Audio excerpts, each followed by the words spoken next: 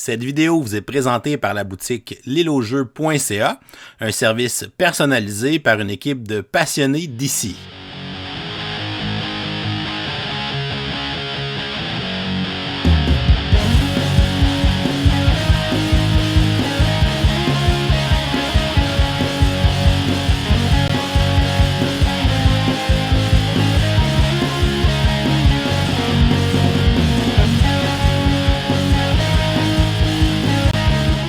Bonjour chers amis joueurs, ici LP, bienvenue sur un épisode de Kickstarter 101 dans lequel je te présente le jeu Monster on Boards, qui est un jeu de Final Frontiers Game, l'artiste de Micho, je sais pas trop comment le prononcer.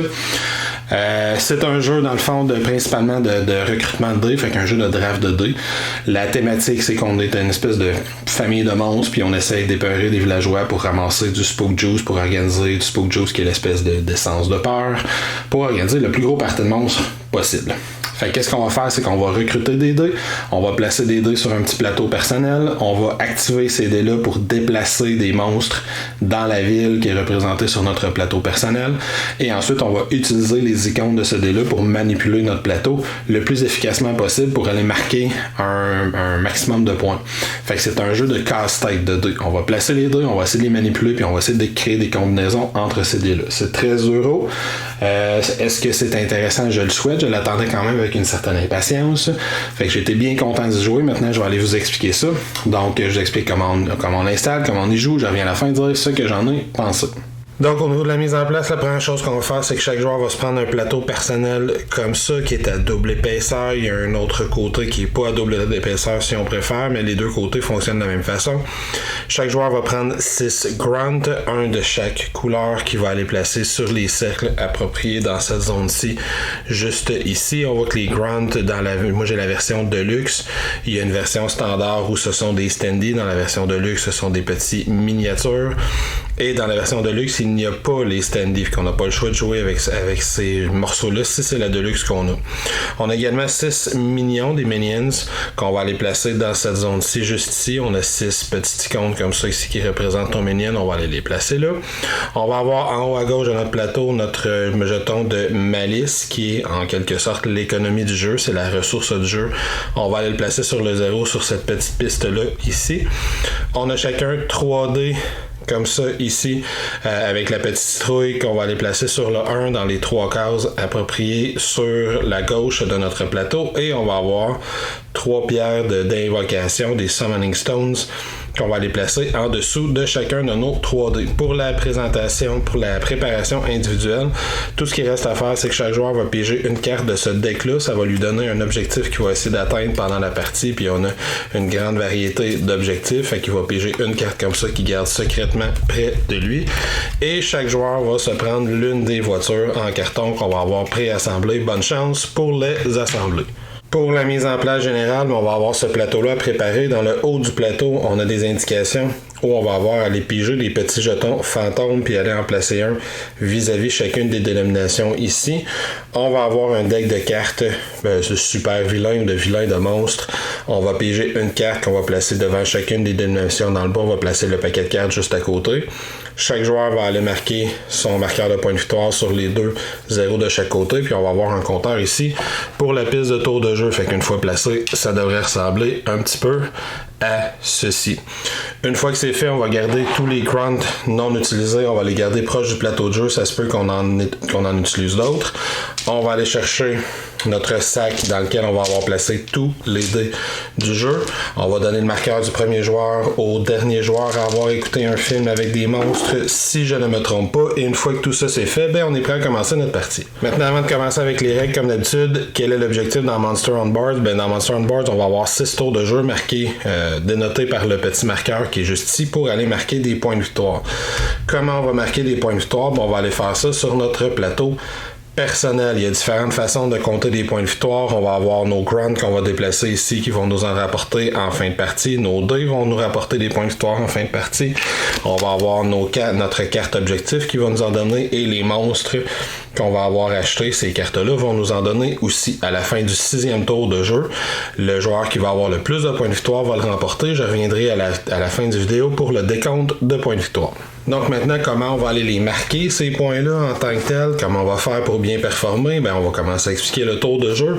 Le tour de jeu, dans Monster on Board, il n'y a pas d'aide de jeu, malheureusement, fait que le tour de jeu, pour y faire une référence rapide, on est toujours obligé de regarder dans les livre de règles. On va avoir une phase Arrival où des dés vont arriver, une phase de draft, il va y avoir une phase où nos grunts vont bouger, une phase Swamp Jack où on va utiliser nos dés, et on va terminer chacun des tours de jeu avec une phase Spook.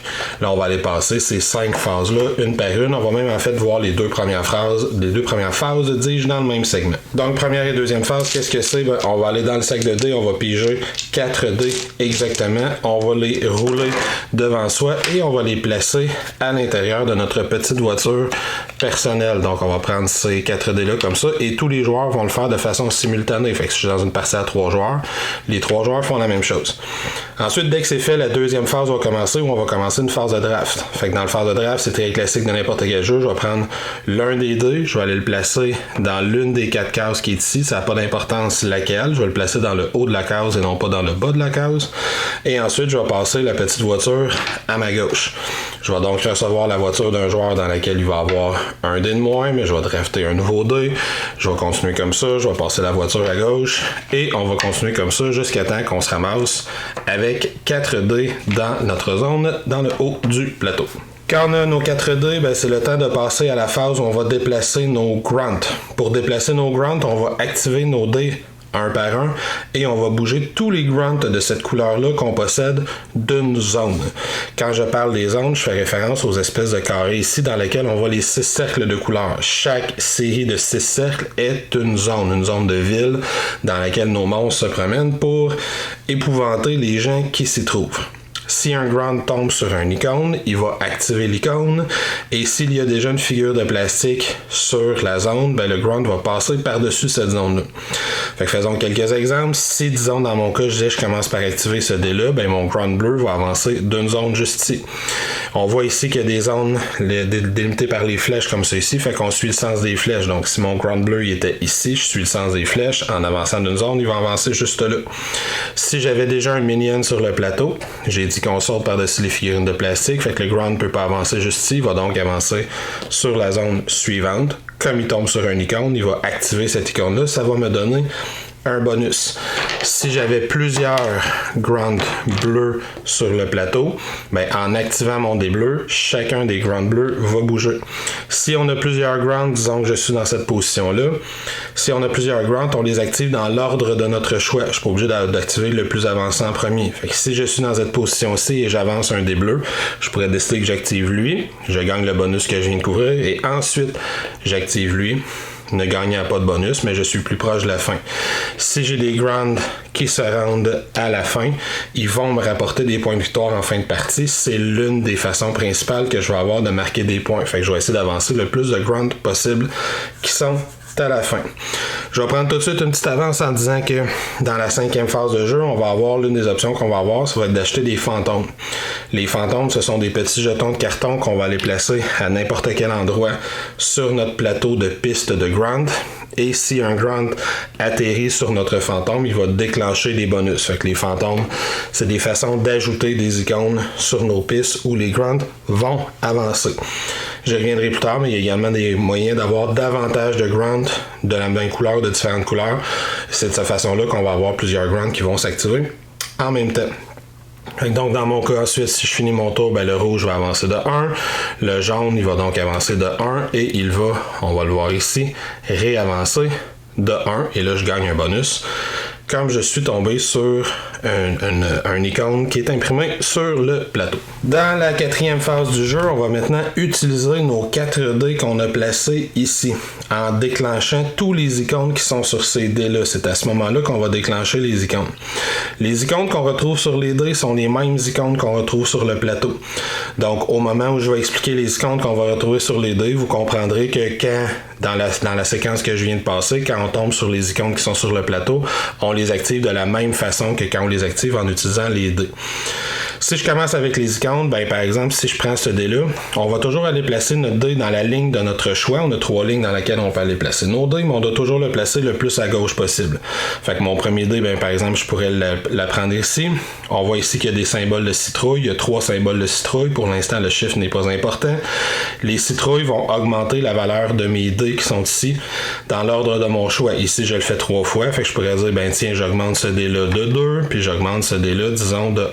Fait que j'ai fait mes 3 citrouilles. On reviendra plus tard à quoi ça sert. Si je prends un petit pied, comme ça, ici, et là, je pourrais le placer le plus à gauche possible. Donc, je pourrais le placer soit ici, soit ici, soit ici. Disons que je le place là. Un pied, qu'est-ce que ça me donne? Ça me permet de faire avancer tous les grunts d'une couleur. Fait que je pourrais choisir l'une des couleurs qui est sur le plateau. Tiens, disons que je choisis le rouge. Et il avance juste ici. On va en profiter et continuer pour expliquer les icônes. Cette icône-là, c'est l'icône de Minion qu'on voit juste ici. On le revoit d'ailleurs juste ici. Il est sur ma piste de Minion. Et on va le revoir également sur des dés. Il y a des dés qui vont l'afficher. L'icône de Minion qu'on voit juste ici en bas à gauche. Fait que qu'est-ce qu'il fait l'icône de Minion? Ben, il me permet de déplacer des minions. Chaque icône de Minion me permet de prendre un minion comme ça ici, puis de le mettre où je le veux sur mon plateau. Peut-être que je pourrais le mettre ici. Comme ça, cette figure-là, la prochaine fois qu'elle va se déplacer, elle va passer par-dessus. Et même quand mes minions sont complètement tout placés sur le plateau, si j'active des icônes de minions, ben, ça me permet simplement de prendre le ou les minions de mon choix, selon le nombre d'icônes que j'ai, et de les redéplacer ailleurs sur le plateau. Fait que ça, c'est pour l'icône de minions.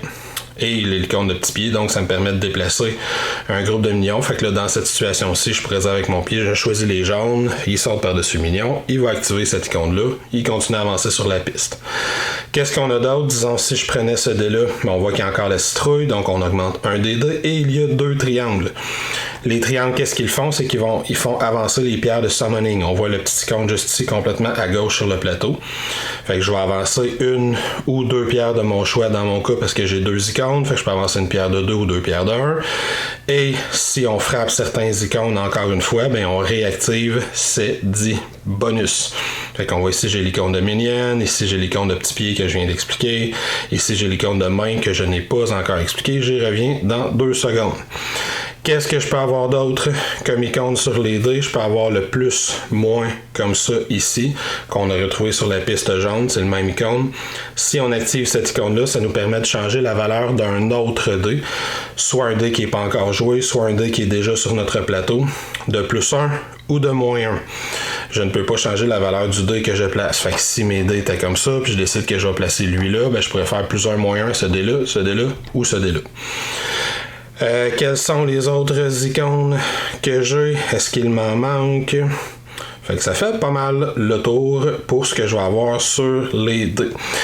L'autre icône que je vais avoir qui va revenir sur le plateau, il peut revenir sur certaines couleurs de dés potentiellement. Je connais pas toutes les couleurs de dés par cœur. Il y a l'icône de la main, qui est cette icône-là juste ici. C'est l'icône de malice. Si on active cette icône-là, que ça soit sur le plateau, sur un dé, sur ma piste de summoning, ça va me donner des points de malice comme ça ici. Les points de malice seront une façon que je vais avoir d'acheter des choses. C'est une ressource à l'intérieur du jeu. Donc, on va aller placer nos dés. Fait que disons que mon dernier dé, je décide que c'est lui que je place et que je le place ici. Ça me donne donc un icône de citrouille. Fait qu'on va placer la citrouille comme ça ici. 2 icônes de triangle. Je fais avancer lui de 1, donc je gagne une malice. Je fais avancer lui de 1, ça me permet de déplacer un minion. Disons que je l'envoie là.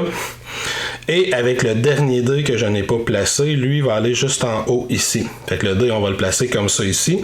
Et on va gagner un certain nombre de points de malice selon la valeur du dé qu'on a mis. Fait que ça, c'est le chiffre qui compte. Lui, on n'active pas ses icônes, on active seulement le chiffre. Donc, j'ai placé un 3 dans mon exemple. Donc, je vais gagner 2 points de malice. Si j'avais placé 1 ou 2, j'en gagne 1. 3, 4, j'en gagne 2. 5, 6, j'en gagne 3. Donc, dans mon cas, je gagne 2 points de malice. Ce dé-là, dès qu'il est résolu, on le renvoie dans le sac. Lui, on ne le gardera pas sur son plateau. Fait qu'on aura compris que cette phase-là se fait de façon simultanée. Tous les joueurs, dans le fond, font juste prendre leurs 3 dés qu'ils veulent placer sur leur plateau en activant les différents icônes. Et le dé qu'ils n'auront pas utilisé, ils vont aller le placer ici pour gagner de la malice. J'attire votre attention sur les derniers icônes que je n'ai pas encore couverts. Cette icône-là, juste ici, c'est l'icône de Spook Juice. C'est les points de victoire du jeu. Si on frappe cette icône-là, on gagne tout simplement le nombre de points qui est associé. Et il y a cette icône-là ici qui est ici 6 fois, 2 fois sur chacune des pistes, qui est associée d'un point d'interrogation. Comment ça fonctionne si on atteint, avec notre pierre de summoning, si on atteint cette icône-là? Ben, ce qu'on va faire, c'est qu'on va aller regarder la valeur du dé orange qu'on a ici. Dans mon cas, il est à 3. Puis disons que pour l'exemple, je suis un petit peu plus loin dans la partie, fait que disons que je suis présentement comme ça. Ce sont tous des dés que j'ai recrutés précédemment dans la partie.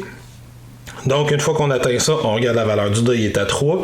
Je vais donc compter les 3 premiers dés. Je vais additionner leur valeur. Dans mon cas, ça fait 13. Et je vais marquer immédiatement 13 points de victoire. C'est ça qui veut dire cette icône-là. Fait que si mon dé avait été, disons, à 2, j'en aurais marqué juste 7. Si mon dé avait été à 4 ou plus, j'en aurais marqué 15, parce que j'aurais pu prendre mes 4 dés. Fait que ça, on va essayer d'optimiser ça pour marquer un maximum de points de victoire quand notre pierre d'invocation frappe l'un de ces icônes-là. Une fois que tout le monde a utilisé ces 3 dés et que tout le monde a gagné de la malice, mais là, on s'en va sur ce plateau-là. On est dans la dernière phase du jeu, la Spook Phase, je pense qu'elle s'appelle. Qu'est-ce qu'on fait, c'est qu'en commençant par le premier joueur, puis ensuite en roulant de façon horaire, chaque joueur peut acheter quelque chose. Les cartes vont nous donner des façons de marquer des points de victoire en fin de partie. Chaque carte le précise comment on fait pour marquer des points de victoire avec cette carte-là. Et il y a une précision dans le livre de règles si on n'est pas sûr comment la carte fonctionne. Les fantômes, comme on l'a vu dans le haut, je l'ai déjà expliqué. Si par exemple j'étais le premier joueur et je décide de dépenser 4 de malice pour acheter ce fantôme-là, ben ce fantôme-là, je pourrais aller le placer n'importe où sur ma piste et ça va influencer qu'est-ce qui va se passer quand un de mes grants, une de mes figurines va passer sur ce fantôme-là. Il y a d'autres types de fantômes, par exemple, si je prends ce fantôme. Qui est le petit icône de Grant, mais en noir, comme ça ici. Ces fantômes-là, quand on les achète, on va aller les placer sur notre plateau ici. On a 3 cases pour pouvoir les placer. Et on va gagner un nouveau Grant de la couleur du fantôme qu'on a placé. Là, je ne l'ai pas précisé, c'est important, je l'ai fait naturellement. Ici, moi, je suis un petit peu daltonien, j'ai de la misère entre le rose et le rouge, mais les fantômes doivent aller sur une case de la couleur appropriée. Fait que ce fantôme-ci, je pense qu'il est rouge, je suis pas certain. Il est peut-être rose. On va dire qu'il est rose. Fait que je dois le mettre donc sur un cercle rose. S'il était rouge, je devrais le mettre sur un cercle rouge. Généralement, quand je fais ça, c'est un autre joueur qui me corrige. Donc, les fantômes, on va toujours les mettre sur la bonne piste. Le fantôme jaune, on va le mettre sur cette petite piste-là ici, ce symbole-ci, et ça va me permettre de gagner un nouveau grant de cette couleur-là. Donc, maintenant, quand je vais activer un dé jaune pour faire avancer des grants, j'aurai deux grants qui vont avancer plutôt qu'un seul. Et quand on achète un objet, que ce soit un fantôme ou une carte, d'une façon ou d'une autre, on va tout tasser vers la droite, on va aller piger un certain nombre on va aller piger le fantôme correspondant pour en replacer d'autres. Et on va continuer comme ça ici. Dans mon cas, évidemment, dès que le joueur avait acheté le premier fantôme, on tasse vers la droite, on remplace en faisant rentrer un fantôme à gauche et on continue. Même principe dans le bas, si un joueur décide qu'il achète une carte, comme ça ici, il va la placer dans sa zone de jeu personnelle, on va tasser vers la gauche et on va remplacer. Les joueurs peuvent passer et revenir dans la phase d'achat. La phase d'achat n'arrête que quand tous les joueurs ont passé de façon consécutive. Fait que joueur 1 peut acheter un fantôme, joueur 2 passe, joueur 3 achète une carte, joueur 1 revient, achète un deuxième fantôme, joueur 2 décide que finalement il achète une carte, puis on continue comme ça, jusqu'à temps que tous les joueurs aient passé. Quand tous les joueurs ont passé, on avance ce marqueur-là de 1, on repige 4 dés et on recontinue avec les 5 phases qu'on vient d'expliquer. Quand on achète des monstres, on a une deuxième utilité à n'importe quel moment, même à l'extérieur de notre tour de jeu, même dans le décompte de fin de partie, on peut retourner une carte monstre et activer l'un des icônes sur sa carte. On perd son bonus, on perd sa façon de marquer des points de victoire. Par contre, on va gagner différents bonus, fait que varier la valeur d'un dé, augmenter la piste de summoning, fait que notre espèce de petite pierre qui est comme ça ici, déplacer des minions, augmenter la valeur d'un de mes dés, juste ici mes dés orange, déplacer des grunts ou inverser 2 dés de place. Cette icône-là veut dire que je vais prendre 2 des dés qui sont déjà sur mon plateau puis je vais les changer de place l'un avec l'autre. Et à la fin du 6e tour de jeu, la partie va être terminée puis on va passer à un décompte finale. Dans le décompte final, il y a plusieurs étapes à suivre. Là, il va y avoir beaucoup de points qui vont s'être ramassés pendant la partie, notamment quand on va activer ces différents icônes-là, on va marquer évidemment beaucoup de points. Moi, je suis probablement beaucoup plus avancé que ça en fin de partie comme ça, et mes valeurs de dés sont très certainement plus hautes comme je suis en fin de partie. Disons que dans mon exemple, je suis pourquoi pas comme ça, où on va se donner des chances de marquer des points, disons que je suis comme ça. Fait que la première chose qu'on va faire quand on arrive à la fin de partie, c'est qu'on va enlever des dés de ces pistes-là. On va regarder la valeur du chiffre qui est complètement à gauche et on va garder ce nombre de dés-là dans chaque ligne. Je suis à 6, je garde les 6 dés. Je suis à 6, je garde les 6 dés. Je suis à 5, je garde les 5 premiers dés.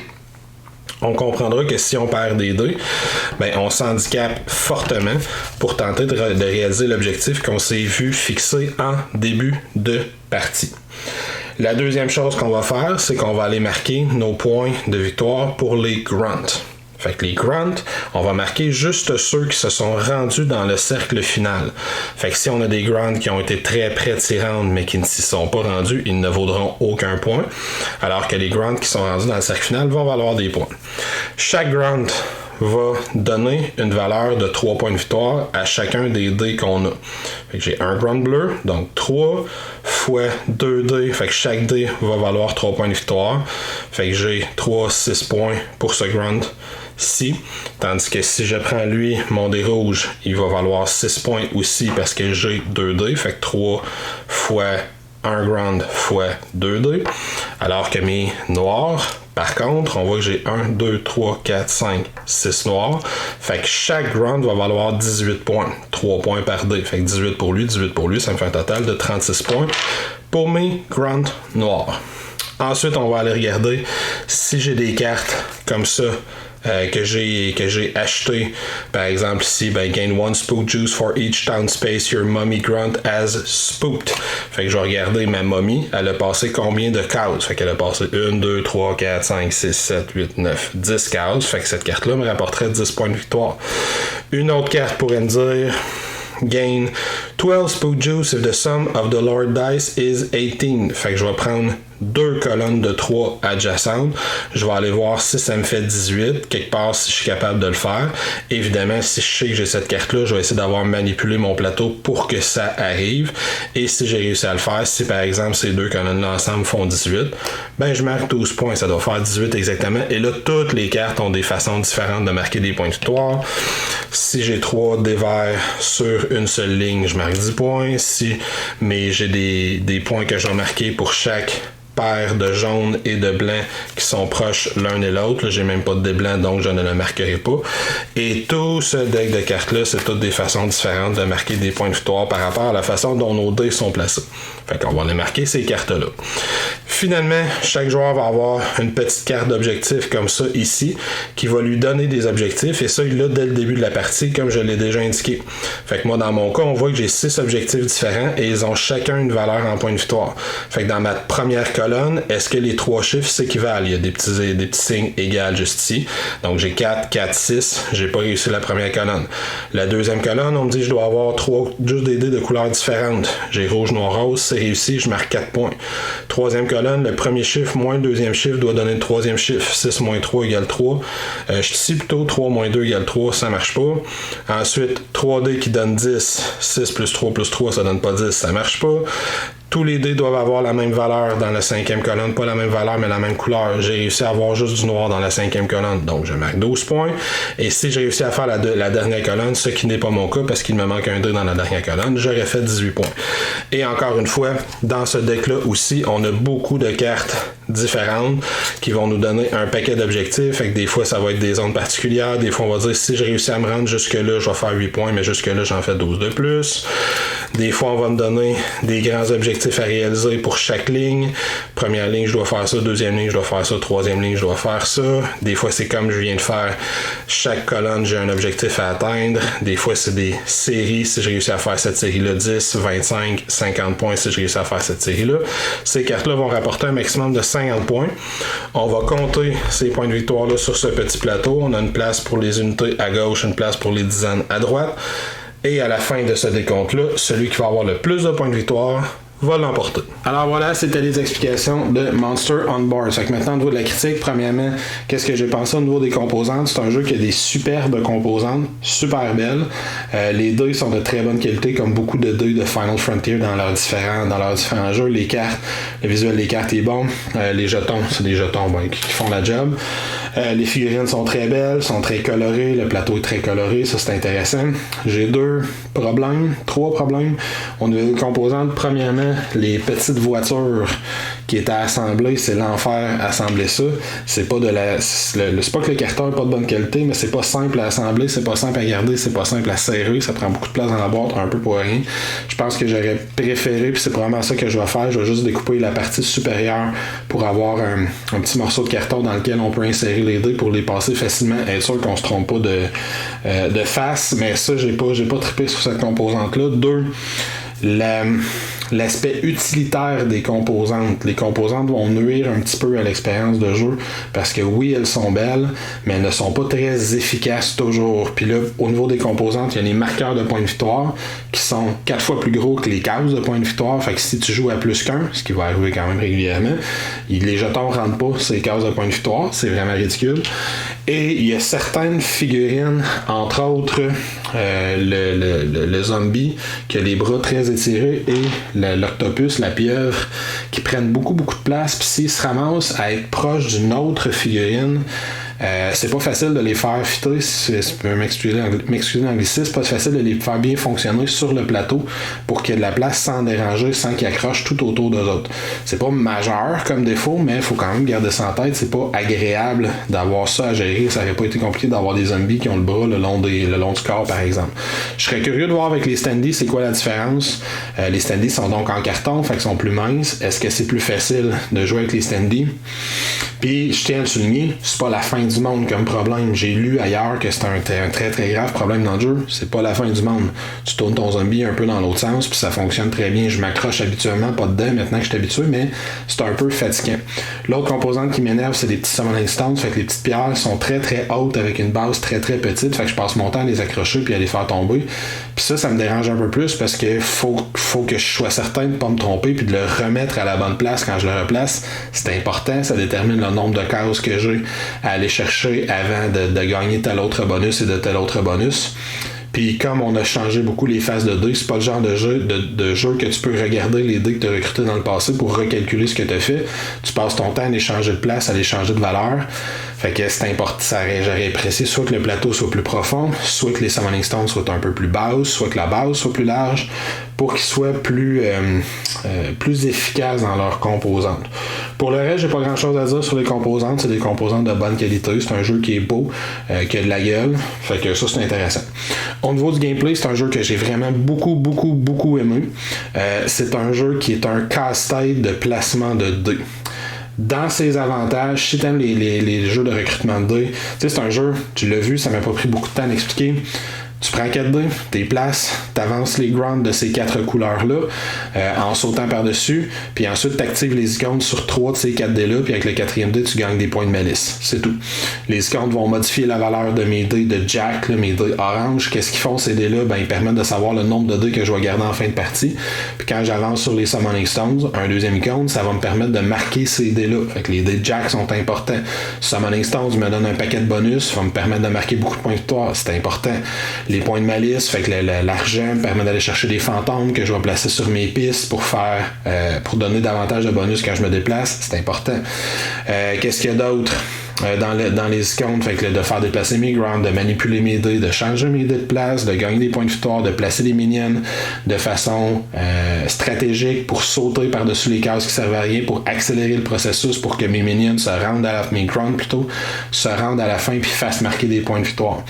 Fait que tout ce casse-tête-là, doublé avec les cartes que tu vas acheter, qui vont déterminer comment je dois placer mes dés, doublé avec la carte que j'ai en début de partie, qui dit ok, ma première colonne, il faut que ça soit telle valeur, ma deuxième colonne, il faut que ça soit toute la même couleur, ma troisième colonne, puis ma quatrième colonne, il faut qu'ils fassent 12 ensemble, ma cinquième colonne, il faut que telle affaire. Ça fait un casse-tête qui est super intéressant. Fait que si c'est le genre de choses qui t'attire, des casse-têtes très cérébrales, beaucoup de réflexion, oui, tu vas drafter des dés, mais tu as énormément d'options, comment tu vas les manipuler, comment tu vas les placer, dans quel ordre, qu'est-ce qu'est-ce que tu vas faire avec ça. Tu as beaucoup de contrôle sur ta partie. C'est quelque chose que j'ai beaucoup aimé. Fait que si ça te parle, c'est probablement quelque chose que tu vas aimer. Par contre, il y a zéro interaction entre les joueurs. Zéro. C'est un casse-tête solitaire. C'est ce qu'on appelle du multiplayer solitaire. Fait que tu vas, une fois, la seule interaction, c'est au début puis à la fin des tours de jeu. Au début, on draft. Fait que là, ça se peut que je regarde un peu ce que tu fais. Si j'ai pas de dé qui m'intéresse, parce que si c'est un dé qui t'intéresse, tu vas toujours prendre celui-là. Mais si j'ai pas un dé absolument dont j'ai besoin, ça se peut que je regarde le prochain joueur puis je fais ok, toi, t'as 3 ground verts, t'as déjà plein de dés verts, si t'as des verts là, je te le laisse pas, je vais le prendre, m'en faire de quoi avec. Ça peut arriver. Puis dans la dernière phase, tu vas acheter des fantômes puis des cartes. Puis là, ça se peut que je regarde, toi, tu vas marquer trop de points de victoire si t'achètes telle carte bonus. Là, ça se pourrait qu'il y ait un peu d'interaction, mais de façon générale, c'est à peine si tu te parles dans ce jeu-là. Fait que ça, si c'est quelque chose qui, toi, t'irrite dans les jeux, c'est probablement un jeu qui sera pas fait pour toi parce qu'il y a très, très peu d'interaction. Les phases 2, 3 et 4, une fois qu'on a drafté nos deux, on fait toutes nos affaires tout seul, à notre vitesse de notre choix. Je place mes dés que j'ai draftés, j'avance mes grounds, j'active différents bonus, je pige une coupe d'affaires, je gagne des points de victoire, je gagne de l'argent un peu, etc. Puis t'as aucune idée de ce que j'ai fait, j'ai aucune idée de ce que t'as fait, puis on n'a aucune idée de ce que le troisième joueur y a fait.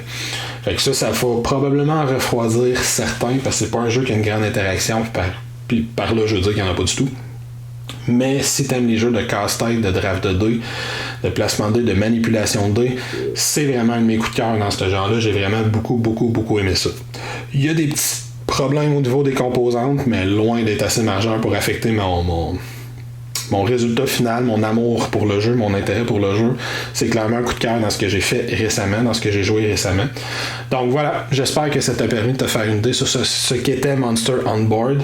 Si j'avais à recommander, je dirais peut-être de viser la version de base plutôt que la version de luxe. Il y aurait peut-être moins de problèmes avec les composantes, mais je ne l'ai pas vérifié. Il y avait l'air de quoi. Mais même, peu importe la version que tu as, si tu aimes les casse-têtes de puzzle, de placement, de manipulation de dés, c'est quelque chose que tu vas, je pense, beaucoup aimer. Sur ce, je vais te souhaiter une bonne fin de journée. Si c'est pas encore fait, viens t'abonner à notre chaîne YouTube, viens nous visiter sur Twitter, Facebook, Instagram. Pourquoi pas nous supporter sur Patreon pour que l'on puisse continuer à te fournir du matériel que l'on espère être d'excellente qualité. Sur ce, ciao, à la prochaine. Fais attention à toi.